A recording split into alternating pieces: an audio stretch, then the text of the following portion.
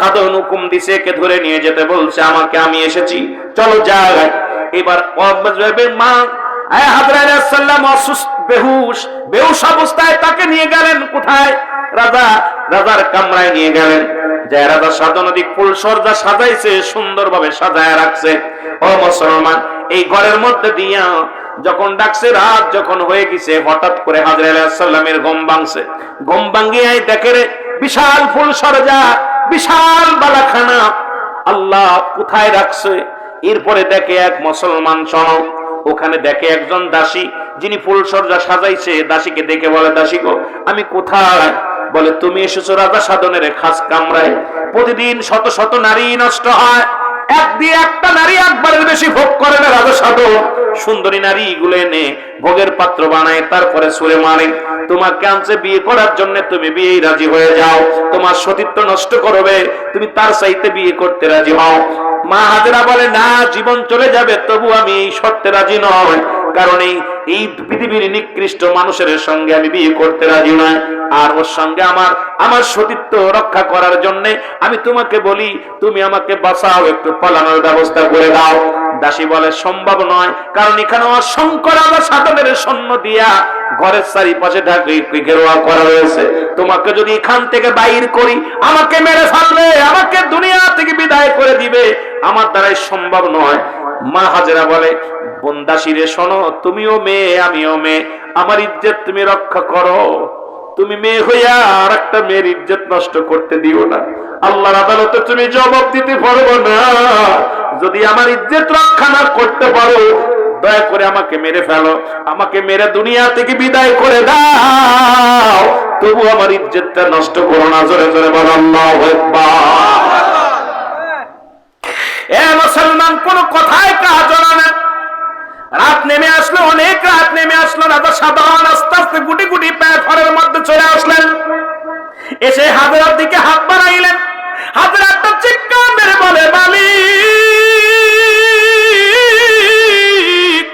তুমি ছাড়া আমার কেউ নাই, তুমি আমার সব। সঙ্গে সঙ্গে রাজা সাধনের পাটা বরফ হয়ে, পা উঠাইতে পারে না, অবাস হয়ে গেছে। পা উঁচু করে আর আগাইতে পারে না। সারা রাত রাজা সাধন ওই অবস্থায় পড়ে থাকলেন ঘরের মধ্যে। সকালবেলা কয়, মা, ও মা হাজেরা, তোমার আমি মা বলতেছি, আমার জন্য দোয়া করো, আমি তোমার সর্বনাশ করব না, আমি যেন পা উঠাইতে পারি। সরল প্রাণী মেয়ে দোয়া করলেন, আল্লাহ ওকে মাফ করে দাও। সঙ্গে সঙ্গে মাফ পেয়ে গেলেন। পরের দিন আবার আসলেন, এইরকম কয়েকবার আসলেন। আসার পর রাজা সাধন অমুসলমান পরে একদিন বড় গুসা হয়ে আসছে, আজকে সতীত্ব নষ্ট করবে। এদিকে মা হাজেরা ও তখন চোখের পানি ছেড়ে আল্লাহ দরবারে কান্দে, আল্লাহ তুমি দয়া করো। সঙ্গে সঙ্গে রাজা সাধনের দুটি চোখ অন্ধ হয়ে গেলেন, চোখে কিছু দেখতে পায় না, কোন চোখ দিয়া কিছু দেখতে পারে না। ডাক দিয়ে বলে, এ হাজেরা, আমি চোখে দেখি না, আমি চোখ দিয়ে দেখতে পাই না। বলে, মা রে, আমি তোমার ইজ্জত হরণ করবো না, আমাকে তুমি দয়া করো। বলে, আমি তোমাকে দয়া করতে পারি, কারণ তুমি একদিন নয়, দুদিন নয়, 3টা দিন তুমি আমার উপরে আক্রমণ করো, আমার সতীত্ব নষ্ট করার, ইজ্জত নষ্ট করার চেষ্টা করো, পারো নাই। আজকে তোমাকে আর আমি মাফ করবো না। আমি তোমার কসম, আল্লাহর কসম, তোমার খোদার কসম করে বলি, তোমার সতীত্ব আমি নষ্ট করবো না। তুমি যদি স্বেচ্ছায় যদি আমার বিছনায় না আসো, যদি আমাকে বিয়ে না করো, আমি ওয়াদা করলাম জীবনে তোমার কাছে যাব না। ভালো করতে পারি, একটা চোখ তোমার ভালো যেন আল্লাহ করে দেয়। দোয়া করলেন, রাজা সাধনের একটা চোখ ভালো হয়ে গেল, আর একটা চোখ কানা হয়ে গেল। রাজা সাধন আর ভুলেও হাজরা আলাইহিস সালামের দিকে তাকাইলেন না। দাসী ডাকতে বললেন, ইমরান, তাড়াতাড়ি আসো, ইমরান, তাড়াতাড়ি আসো, হাজরাকে বন্দী করো, বন্দী করে রেখো অন্ধকারে। যেদিন ওর ভুল ভাঙবে, যেদিন নিষেধ চায় আমার ধরা দিবে, সেদিন আমি ওকে ভোগ করবো। যাও, নিয়ে যাও। অন্ধের মহলে মুসলমান আটকায় রাখলেন। হাজরা আলাইহিস সালামকে অন্ধকারে রেখে দিলেন। রাজা সাধন এইরকম প্রতিনিয়ত একের পর এক রং বিরঙের নারী আনতে লাগলো। ওদিকে হযরত ইব্রাহিম আলাইহিস সালাম তার বিবিকে বিয়ে করার পর, ইব্রাহিম আলাইহিস সালামের অনেক ইতিহাস, যদি জাতির পিতা ইব্রাহিম আলাইহিস সালামের ইতিহাস নিয়ে আলোচনা করি, অনেক লম্বা আলোচনা হয়ে যাবে। ওদিকে মুসলমান ইব্রাহিম আলাইহিস সালাম বিয়ে করলেন। তখন ইব্রাহিম আলাইহিস সালামের শ্বশুর ছিল ধনী, উনি বললেন, বিয়ে করলেন সায়রা আলাইহিস সালামকে। সায়রাকে বিয়ে করলেন যখন, এই সায়রার জন্য শ্বশুরের কাছে দাবি করলেন, সায়রা যখন গলায় মালা দিয়েছিল, ও মুসলমান শোনো, তৎকালীন জামানায় বিয়ে শাদী হতো কেমন, বাজার উঠানো হতো, ছেলেকে পছন্দ করলে মেয়েরা গলায় মালা পরাইয়া দিত, সেই ছেলের সঙ্গে বিয়ে হতো। হযরত আলাইহিস সালাম মালা পরাইলো হযরত ইব্রাহিম আলাইহিস সালামের গলায়। ইব্রাহিম আলাইহিস সালাম তখন গরিব, কারণ ওই যে কোথা থেকে আগুনের কুণ্ড থেকে রক্ষা পেয়ে উনি চলে গেছিলেন মুসলমান, কানতে কানতে পথ দিয়ে কানতেছিলেন, আল্লাহর গোলামি করতেছিলেন। এই পাগলটার গলায় যখন মালা দিলেন, ওই জামানার রেওয়াজ অনুযায়ী হযরত হাজরা আলাইহিস সালামের সঙ্গে বিয়ে হয়ে যায় হযরত ইব্রাহিম আলাইহিস সালামের। ইব্রাহিম আলাইহিস সালাম দাবি করে শ্বশুরের কাছে, আমি আপনার মেয়েকে বিয়ে করতে পারি, শর্ত একটা আছে। সেই শর্তটা হলো আমার বিবিকে একটা কাঠের বাক্স বানায় দিতে হবে, যাতে করে আমার বিবিকে আমি লুকায় রাখতে পারি কাঠের বাক্সের মধ্যে, যাতে আমার বিবির রূপ জৈবন অন্য পুরুষে দেখে না। আর আমাদের যুগের ছেলেরা এখন বউরে পার্লার বিউটি পার্লারে সাজাইয়া বিয়ের দিন যাইয়া, বড় বড় যুবকরা শোন, বিউটি পার্লারে নিয়া বউরে জন্মের সাজান সাজাইয়া, কালাদারে ধরা বানাইয়া, আটা ময়দা লাগাইয়া, এইবার বউটারে সুন্দরী বানাইয়া, বউবাদ করিয়া, বেগানা পুরুষদের দেখাইয়া, এই বউরে জিনা করাইয়া, তারপরে বাসর হয়, এর ভিতর থেকে যে সন্তান পয়দা হয়, এটা জারজ পয়দা হয়, ভালো হয় না, ধরে বলেন ঠিক কিনা? ইব্রাহিম আলাইহিস সালাম দাবি করলেন যে আমি বিয়ে করতে রাজি আছি, কাঠের বাক্স বানা দিতে হবে, যাতে করে আমার বউটারে কেউ দেখতে না পারে। কথা বুঝলি? এর মধ্যে আমি ঢেকে রাখবো, আর আমাদের বউরে বুরকা চাই না। ও মৌলবীর, এমন সাজান সাজায়, আর বন্ধুর বউ দেখার জন্য বন্ধুরা সব ছুটে কয়, দোস্ত মাল পাইছিস রে?